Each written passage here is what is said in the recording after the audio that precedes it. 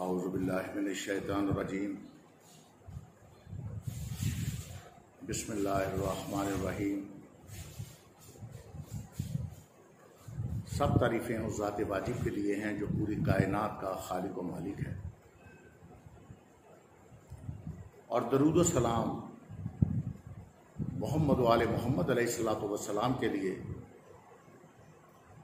جو نہ صرف یہ کہ موجب تخلیق کائنات ہیں بلکہ ان کی عزت و عظمت اور مقام و مرتبہ یہ بھی ہے کہ خود خالق و مالک ان پہ درود و سلام بھیجتا ہے۔ السلام علیکم یا علیہ الصلوۃ والسلام مدد۔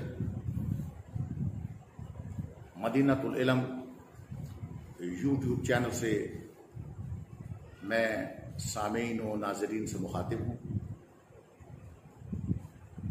آج امت مسلمہ کے لیے ایک میسج آف لو شیعہ سنی دونوں مکاتب فکر کے عزیزوں بھائیوں کے لیے ایک پیغام دینا چاہتا ہوں۔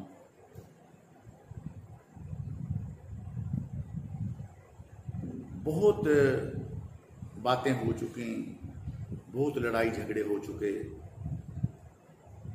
بہت افراتفری اور ایک دوسرے کے خلاف استعمال کیا جاتا رہا، مگر انما المؤمنون اخوہ، قرآن مجید کی اس آیت مجیدہ کے مطابق یہ امت مسلمہ کے دو پلرز کل بھی ایک تھے، آج بھی ایک ہیں اور انشاءاللہ ایک رہیں گے۔ عزیزو، میں آج یہ فکر پیش کرنے لگا ہوں کہ میرے نزدیک کوئی بھی شیعہ ہو نہیں سکتا جب تک وہ اہل سنت نہ ہو، اور کوئی بھی اہل سنت ہو نہیں سکتا جب تک وہ شیعہ نہ ہو۔ مجھ سے دلیل مانگیے تو دلیل اس کی یہ ہے کہ اہل سنت کی میننگ کسے کہتے ہیں اور شیعہ کی میننگ کیا ہے۔ آئیے میں سب سے پہلے آپ کو لغت کی کتاب المنجد، یہ المنجد کتاب ہے، اور یہ آپ کے علم میں ہے کہ یہ لغت کی کتاب ہے، یہ کسی فرقے کی نہیں ہوتی۔ یہ دیکھ لیجئے، المنجد لغت کی کتاب ہے، یہ دیکھ لیجئے۔ یہ دارالاشاد کراچی سے شائع شدہ ہے اور صفحہ نمبر اس کا 552 552، اس پہ شین کی پٹی میں لفظ شیعہ کا مطلب لکھا ہوا ہے کہ شیعہ کہتے کسے۔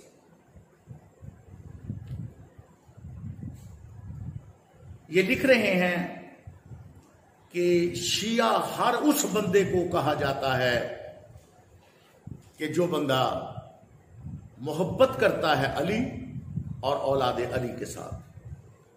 یعنی ان کا لکھا ہوا جملہ یہ ہے کہ یہ حضرت علی علیہ الصلوۃ والسلام کے طرفدار کے لیے استعمال ہوتا ہے۔ یہ صفحہ نمبر 552 پہ انہوں نے یہ شیعہ کی میننگ لکھی ہے۔ اس لغت کی کتاب سے شیعہ کی میننگ آپ نے دیکھی۔ مجھے اب بتائیے، میں امت مسلمہ کے ہر فرد سے ایک سوال کرتا ہوں کہ مجھے بتائیے کہ وہ کون بندہ ہے، وہ کون انسان ہے جو یہ دعویٰ کرے کہ میں محبت نہیں کرتا علی اور اولاد علی کے ساتھ، میں محبت نہیں کرتا اہل بیت علیہ الصلوۃ والسلام کے ساتھ، میں محبت نہیں کرتا محمد و آل محمد علیہ الصلوۃ والسلام کی آل اولاد اہل بیت اور آل اطہار کے ساتھ۔ میں یہ سمجھتا ہوں کائنات میں کوئی ایسا بندہ شیعہ سنی میں سے نہیں ملے گا۔ جب سب طرفدار ہیں اہل بیت علیہ الصلوۃ والسلام کے لیے، آل اطہار کے لیے، اولاد رسول کے لیے تو لغت کے کتاب کے مطابق جو میں نے اخذ کیا ہے وہ یہ ہے کہ ہر انسان جو محبت کرتا ہے محمد و آل محمد علیہ الصلوۃ والسلام، اہل بیت علیہ الصلوۃ والسلام، آل رسول، اولاد رسول کے ساتھ، وہ شیعہ ہے۔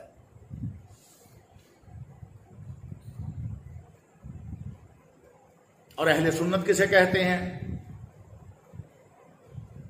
نبی کی سنت پہ عمل کرنے والے۔ لقد کان لکم فی رسول اللہ اسوۃ حسنہ۔ کون بدبخت ہے جو پیغمبر اکرم صلی اللہ علیہ وآلہ وسلم کی سیرت پاک اور سنت پاک کا انکار کرے؟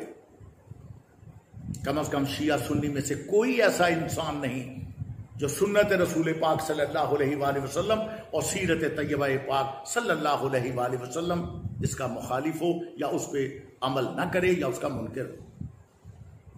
جب سب ہی سنت پاک پیغمبر اکرم صلی اللہ علیہ وآلہ وسلم کے پیرو ہیں تو بتائیے کہ سب کے سب اہل سنت ہوئے یا نہ ہوئے؟ تو یہ میرا ایک میسج ہے سب کے لیے کہ خدا را سوچئے، ہم ایک دوسرے سے جدا نہیں ہیں۔ ہر شیعہ سنی ہے، ہر سنی شیعہ ہے، اہل سنت اور مکتب تشیع میں کوئی فرق نہیں ہے۔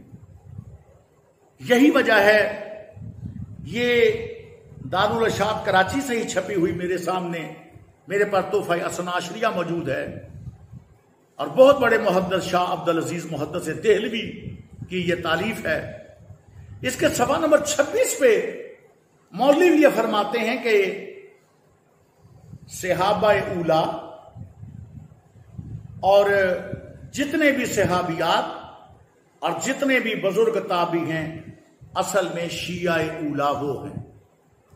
یعنی شاہ عبدالعزیز محدث دہلوی کے مطابق شیعہ مخلصین کہا ہے انہوں نے اپنی اس تعلیم میں، صحابہ کو بھی شیعہ کہا اور صحابیات کو بھی شیعہ کہا، اور اس دور کے جتنے بھی مولا علی علیہ الصلوۃ والسلام کے حمایتی تھے انہیں شیعہ کہا گیا۔ اور یہی چیز خلافت و ملوکیت میں دور حاضرہ کے مولانا مودودی صاحب نے بھی یہی چیز بتائی ہے۔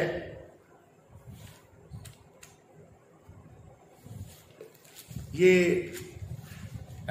لاہور سے چھپی ہوئی ہے، ادارہ ترجمان القرآن اچھرا لاہور سے یہ چھپی ہوئی ہے، اور اس میں بھی وہ یہی درج کرتے ہیں صفحہ نمبر 210 پہ کہ شیعہ کسے کہتے ہیں۔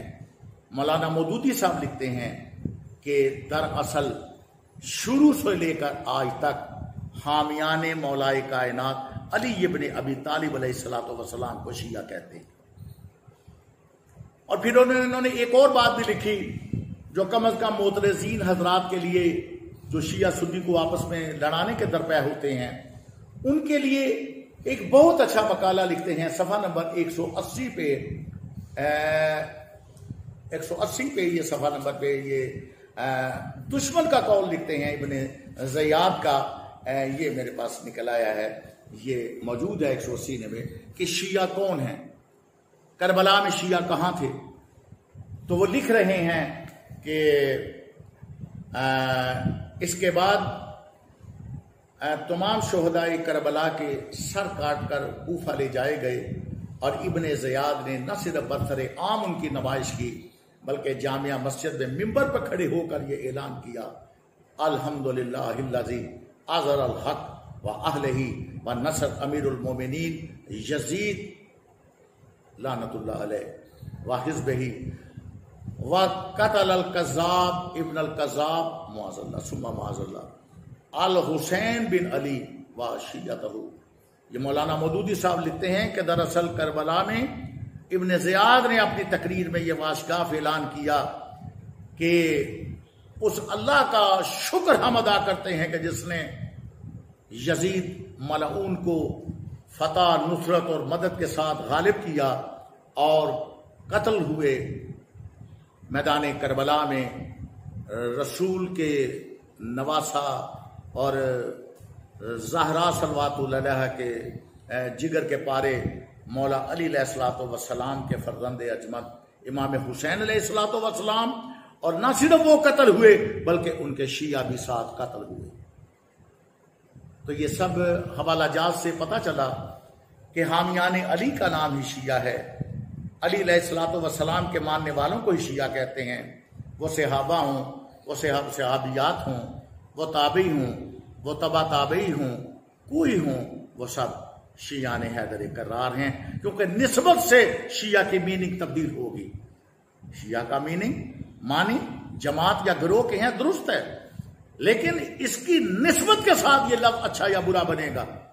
جب شیعان محمد و آل محمد، شیعان علی، شیعان حسن، شیعان حسین کہو گے تو پھر اس کی نسبت اچھی جائے گی اور تعریف کے قابل ہوگی، مگر جب اس کی نسبت کسی دشمن محمد و آل محمد، دشمن علی، دشمن زہرا صلوات اللہ علیہ اور دشمن حسنین شریفین سیدین امامین کے نسبت پائے گی تو یہ فعل بد اور جملہ جو ہے نا ایک برا اور بہت ایک ذلیل آمیز اور ذلت آمیز بن جائے گا۔